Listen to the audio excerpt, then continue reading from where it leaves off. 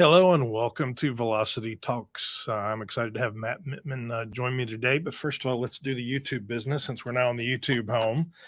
If you haven't already subscribed, liked, hit the bell to make sure you get the reminders that we are publishing something, please go down below and do all of those things. If you're watching it somewhere else, go to the YouTube channel and do it. My name is Christopher Durham. I'm the president of the Velocity Institute. And this is Velocity Talks. This is our weekly opportunity to talk to some of the cool people in the private brand business. Today, we have Matt Mintman from Opal BPM. Matt, tell us a little bit about yourself. Hey, Chris. Thanks for having me. So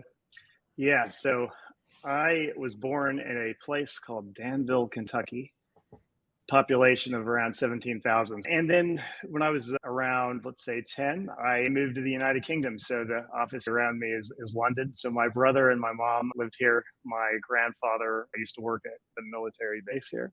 And I was educated here until I went to college. How did you escape the British accent then? Because it involved a divorce, I had to spend around 16 weeks a year in Kentucky. So I had to fly. There used to be a direct flight from London to Cincinnati, and which Cincinnati Airport is in Kentucky, not in Cincinnati. And I used to spend time with my father. What I don't have anymore is my Southern Kentucky accent. I ended up staying here, marrying a British girl, and I have two kids, a boy and a girl, Ryan and Abby. When I graduated from the University of Reading, which is just outside of London, I thought, you know what, I'm going to work in the insurance industry. And during that time, I was doing temporary work for the summer for a design agency, and their main client was Marks and Spencer. After those 3 months, I was ready to move on to insurance. And they said, how about stay with us and we'll pay you more money? And I ended up working in London and initially Baker Street, and then moving into Paddington, where the current headquarters is at Marks and Spencer in the food division. And from there, I was at the design agency. I was primarily working with packaging and packaging artwork and design. They had an internal design studio, but my role shifted into more of a project management role. So I worked across the buying teams, quality, or what they call food technical over here, and the product developers, just mapping the projects through from idea all the way into launch, so that we could see if we were on time, late at each phase of the project. And that's actually where I used to work with Jack Ross. From Sprouts, From Sprouts. That's where it was great to see her again at the Velocity Conference. So that was really my sort of introduction into private brand. Marks and Spencer have a huge private brand here, and I've never left. What we noticed when I was working, there was nothing to really manage any of the project management. So what year would that have been? Yeah. When would it have been? This is around, this is like showing my age now, but this would have been the mid 2000s. So I'm 41 right now. But so you had spreadsheets to manage stuff, and that's what you had. We had spreadsheets. People were still using pieces of paper they were in paper folders, and couriers going back and forth to different sites. And it was very low tech. And I was still young then, and surely there's a better way of doing something. We can't just use spreadsheets that are out of date. Shadowing to Opal BPM. Believe it or not, the first prototype of Opal was Marks and Spencer. So the design agency I worked for was bought out. They're called JPG now. And they listened to myself and now my business partner, Chris Ebbs, of what we could do to manage the product management, giving visibility, so that people could go on and see what work was on time, what was late, where the bottlenecks were, what capacities he had. And also just removing paper and removing spreadsheets so that we could all work together in one platform. And that was literally a year prototype we did with Marks and Spencer, and it was very successful. The business I worked for then lost the Marks and Spencer contract. And I had a choice to make after that. I was offered a role at Marks and Spencer to work for them directly. I was also offered it from the CEO of the new company, for that Opal thing that you guys created. How about we try it? So the option. I took the latter. Yeah. And that's how I started to work in private brand, particularly in the tech space. So tell us a little bit more about Opal, because that's been 10 years now. So did I do the math? Well, it's actually longer than that. So we were called Opal since 2014. Right. We had a startup with a different name before we rebranded and called it Opal. The product was called Opal. But as I said, we started up primarily to create an application centered around the artwork, packaging design space from an online approval perspective. There were a few players at that time, like Kodak D2L and Blue, I believe, at the time, and we thought we could do better. So we knew we could do better. So once we started up and we started to win more customers. We started to get in front of a lot of UK customers. Mm-hmm. They really liked our platform. They liked how easy it was to use, especially because you have to use it across so many different suppliers and printers, and there's a huge amount of people. So you need a shallow learning curve to access the information and also give report or a view to the VPs, if you will. You need to see, They need to see what's going on, what's good, what's bad, which suppliers are the worst, which suppliers are the best, so that they can make informed decisions when they're coming up for tender, whether that be your graphics provider, design agency, or product supplier. What we found in implementing in the UK, a lot of those UK people left. They moved to Australia. They moved to the United States. Yeah. They moved to Canada, and we got a call.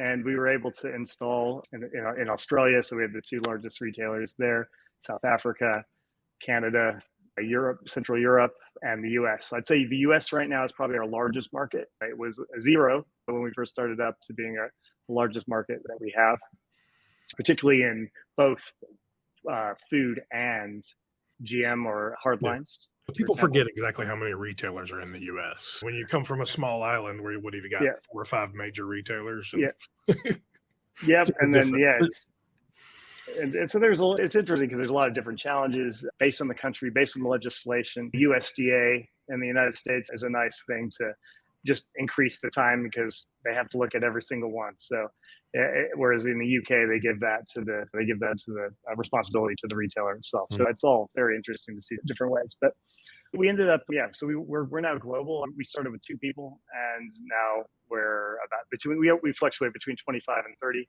in a year, and we have to support Sydney, Australia, all the way through to Los Angeles, California, which is pretty much opposite or even more than opposite time zones in the year. So we had a great trajectory from starting with basically nothing to now. It's been great.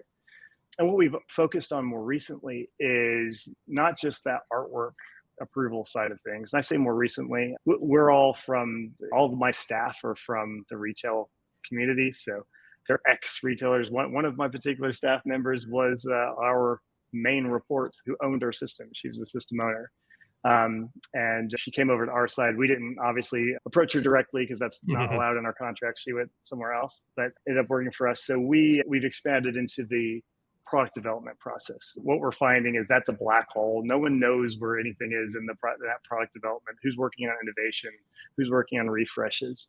So we moved the workflow all the way to that ideation stage, the business case, the go, no-go decision, all the way through to the post-implementation review. Are we selling enough? Do we need to tweak anything? Do we need to delist that product? Or are we going to keep it and promote it? So we then handle all that all the way through to the end, and then it's a cycle, right? It's the circle. So you're picking up the whole global sourcing piece of it as well? So bidding and... We are tracking it. We are not putting it in terms of the reason we are doing it right. Not yet. I'm not saying not yet. The main reason is there are other platforms out there that specifically do it. So we tend to use either API connections to grab when the decision has been made or the supplier has been chosen. What we don't like is rekeying information into several different systems. As we talked about, one major thing we've been working on is our API suite now that sits in the middle between our system and many others to reduce that and also trigger the workflow. So we can pause workflows while we're waiting for other systems to let us know we're good to go ahead to move forward. So although we don't necessarily do everything, I don't think one software can do absolutely everything. We do like to talk with others so that we can move it on from the workflow without double handling in the system. Another development that what we found with our system is we were working a lot with an Oracle tool, Oracle Brand Compliance. So part of our business also works in installing that for retailers and supporting it. helping the supply base from entering the data into the system, supporting it from a retailer point of view, in particular reporting and helping get the information and using the BI tools inside of that. A lot of our staff are from ex-manufacturing, so they Yeah. are from suppliers that used to provide products to the retailers, particularly here in the UK. We do have a lot of experience in that private brand from both sides of the aisle, and also from a tech point of view. So that's really what we did. We came about to create an online platform that one version of the truth is there. The reporting, good or bad, is available, and we create different reporting and dashboards for that particular user based on their VP or if they're director level, etc. Yeah, it's been a fun journey. I haven't traveled so much in my life, pre-pandemic anyway. Well, so my question is always, what's the year ahead? What's next? And Mm. I don't know about you, but I can't open a browser without getting AI things about everything. Everything can be done with AI now. I don't. It can wash your baby. It Well, can clean your car. Doesn't matter. it's funny. We obviously have some business initiatives that we want to do in terms, as I mentioned before, about our API Mhm. connectivity. We want to be able to, but it's funny you mentioned AI because it's something that where we would see some use cases for us, because obviously what people have to do right now in our system, and I'm going to go focusing back to artwork approval, Yeah. is they have to take a document that maybe existed in another system, look at a picture on a screen, and use their fingers to, it seems very manual, right?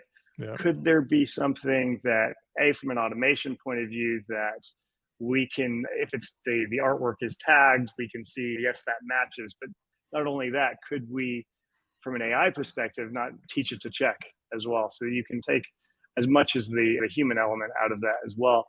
The challenge is law is interpretable.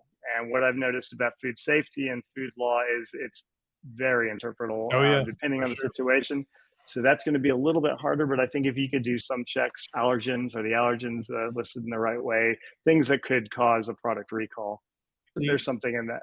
Even if it could check for that the revisions were made, because I was at a retailer for a long time too, and Yeah. when the legal department would bring stuff to us, they would they actually would print it out, and then they had a light table, and they would overlay it over the prior document Mhm. so they could see, oh look, there was a change made there. There was change now. Super crazy old style stuff. But I sat with people doing markups, and then I'd get the change back, and changes weren't made. Mm. Just it hadn't happened. It is possible today in our system. The challenge is you need consistent information, Yeah. consistent places for that information. And a lot of the let's say tools where the say specification is stored isn't Mhm. always in the right place, isn't Yeah. always filled out. And then we get to the point of, oh, it's so urgent, it has to go out the door. But it's something we are definitely working on. And then also from an AI perspective, can we teach it legislative nuances? So I think things that are always going to be there allergen. There's going to be a black and white change. It's where things are interpretable, sizes, and where you put things that need that human. That's something that maybe it can suggest going forward. But Yeah, that's cool. That would be very cool. That's interesting. So let's talk about the future a little bit, because that's where it becomes exciting. And I always tell people we don't have crystal balls. There's no right or wrong answer here. But you've seen enough retailers across a lot of channels and countries. What are the opportunities? What do you think it looks like 5 years from now? I think, and again, this is me and my opinion, as Yeah. you said, I think right now, because of the interest rates going up and our purses are being squeezed, we're going to naturally, as a society, gravitate towards I don't want to say cheaper products because often they're better, but the products that are less cost. And we're going to realize actually these are good, if not better, than the Mhm. national brands. And I think one push is going to be to keep those customers at that point as economics change. But I also think the private brands are going to act in exactly the same way as CPG brands. Okay, and you see it already with Simple Truth, which I think is what 10 years, I believe, this year, 10 years Yeah. Yeah. old. Hmm. They advertise as a brand on TV, and you're going to see these store brands being advertised as a brand in its own right, and specifically coming into our store to buy those products, just like Pepsi, just like Coke. And they're going to spend a lot more money on marketing, a lot more money on internal research in terms of what trends are good, what trends are, to cater for their consumers. And they've got a lot better data with their own Oh, for sure. loyalty programs than most of the other CPGs. And I think we're going to see a big push in the United States, especially across more categories too. In the UK, you're looking at 50% overall, and I think it's in the 20s in the US. I think you're going to start seeing that push towards maybe 30, and by the time we get into You 5 know years what? from now, I honestly believe that if the United States retailers counted everything that the British retailers counted, it'd be pretty close to the same thing. yeah, I think. I do. US retailers don't want you to know that because they don't like to count fresh, and a lot of them don't count Oh, I dairy. gotcha. They just don't count the same thing. So if it was apples to apples, There's a lot more. You don't see as many Tyson food style chickens in the UK than you yeah. do in the US. That's for sure. It's pretty much you got different types of own brand. But yeah, no, I get what you're saying. And I Anyway, also so but think you're back to gonna, the yeah, TV thing. yeah, So we're at the YouTube channel. So down below there's a yeah. playlist of private brand commercials that we update every week. So there's Mhm. always news. There's HEB and 7-Eleven and all kinds of Yeah. cool stuff down there. I think you're going to see more package. You're going to see more innovation, not just products. Yeah, obviously product innovation to try different things with customers that aren't being done by CPG. They do that a lot in the UK. I think they'll do that in the US. Maybe not in the fresh side of things. That's a little bit Mm-mm. harder from a distribution, but maybe inside the store. And then packaging innovation. I think a lot of these retailers have been making some bold changes that may have been unpopular, but then people get used to it. I'm thinking about the milk cap. The milk over here Sure. no longer has a colored cap because it's easier to Mhm. recycle, and that was terrible. And now everyone's doing it. Hey, Everyone's following that. Even the mince or ground beef yeah, I've done a bunch vacuum of packs stories is on slow. it, and Yeah, Tesco just yeah. did So the pillow pouch. Yeah, yeah, yeah. they're oh no, we're never going to do it, and it's the they're going to do some bold moves and from a ESG point of view, I think, compared to maybe it's easier for them to do it than the private brands. That'd probably be But I think it's that be bold kind of mentality mm, of even in the US where we're 20 to 30%, Kroger's at 28. mm, That's enough yeah, power to change packaging for sure. yeah, They just have to stand up and take it. yeah, I won't name names, but they could. yep. No, absolutely. Awesome. So let's do Great. the 5 questions, man. All right. Are you Yes, ready? yes, I am. What's your favorite word? Not. It's a little weird what I'm going to say. It's more of a family thing. It's water in an American accent, and the reason it's and you're like, why? My son, when he speaks to me, and he's 5, Ryan, he says similar words. He says it like I say it. It drives his mother nuts. And so whenever he asks for water, he doesn't say it in the British way with the T. He's, Mom, I need some water. And she just goes nuts. So that's why it's my favorite word right now You because could teach him the Boston yeah, accent and get him water. yeah, water. Yeah. So he uses that word just to smile at my wife when he needs Uh, water. So anyway, we have the British and American dynamic oh, I'm in our sure. household. Very good. Are you a more artistic or more mathematic person? Well, I think the joke is I can't even draw a stick man or whatever the term. But I am terrible at art, and we work with a software platform that we have to do a lot of troubleshooting, a lot of logic to understand why things don't work. So I'm definitely going for math because I cannot. I don't even. I can't decorate anything. My wife is so much better than that. I'm also colorblind, so that's not. Oh, I remember That's a that. Yeah. that's another reason I'm going to use as my excuse for not being artistic. It's definitely math. Definitely math. I'm Wow. good at an Excel. Really good at an Excel. So it's another. Fun. If you could share a meal with anyone, past or present, living or dead, who would it be and why? I'm a huge football fan. When I say football, soccer, I have to say football in the Mhm. UK. Otherwise, they get upset. Yeah. And I'm a Tottenham Hotspur season ticket holder, and I go every other Saturday to watch them at home. The player that I would want to sit down with is Harry Kane. He is the highest scorer for Tottenham and England, so he's an England player as well.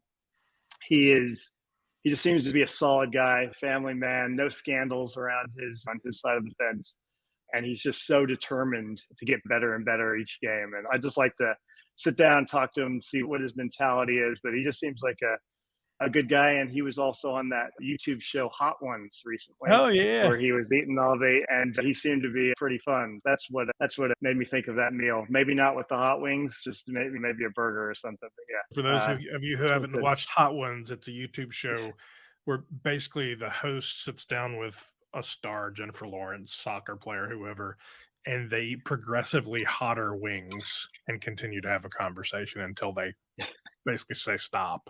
It's pretty funny, actually. Yeah, he was just on that. Oh, let's see. What profession other than your own would you have liked to have done? Okay, something in video games. All right, I was born in the 80s, 1982 specifically, and in 1985 or 1986, my dad brought home a Nintendo Entertainment System. And I've Nice. been hooked ever since, ever since. And I know I'm 41 and I shouldn't be playing games and all that sort of stuff, but I still have a Nintendo Switch. I've now got my son playing with me in Mario Kart. And there's something about, and particularly Nintendo, that I would love to be part of some of the game designs, the character designs. It just, I don't know. It's a complete change of what I do now, but complete ideation of what the Yeah. games could do, what the characters could do. It's Yeah. just a lot of fun, and yeah, that's a profession I would definitely want to do. You can get a college scholarship in esports now. Yeah, So, exactly. There's even money in yeah. Who there's knew? money in it. And question number 5, if you could speak to yourself when you began your career, what advice would you give yourself? Apart from the obviously investment advice to invest in Apple and Amazon and mine Bitcoin when I'm older, I would definitely tell myself to speak up and challenge more. I feel like my younger self when I first started, it just very much compliant. I'll do what you say. Whereas I learned very early on, actually, that you got to challenge everything in your career if you disagree with something, and in a very professional way, not as in be obnoxious. Because I think you get better results as when you're collaboratively working or you come up with your ideas, you're going to get a better outcome on it, and you don't want to regret any missed opportunity as a result of not speaking up. And I learned that very early on in my career when I first started. I was very much, okay, I'll listen to everything, even if I disagreed with it. And I think that's one thing. Don't hold back. You can do it in a professional way, but these new ideas may make things better. And or you at least got someone's ear. You can make changes that would impact whether that's your retailer, personal life that you can make better. Well, very good. So we always wrap up, and it's my show, so I get to talk about our stuff, right? So coming up here in September, we'll drop that on the bottom. Our sustainability summit will be September 26th through the 27th in Austin, Texas. Hopefully it'll be a little cooler in Texas by then because it's really hot right now.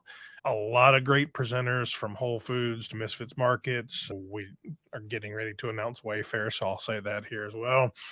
And then a lot of NGOs and the Recycling Partnership and Fair Trade. Should be a great conversation. What I tell people about this is it's a private brand event about sustainability, and you don't have to be the sustainability person.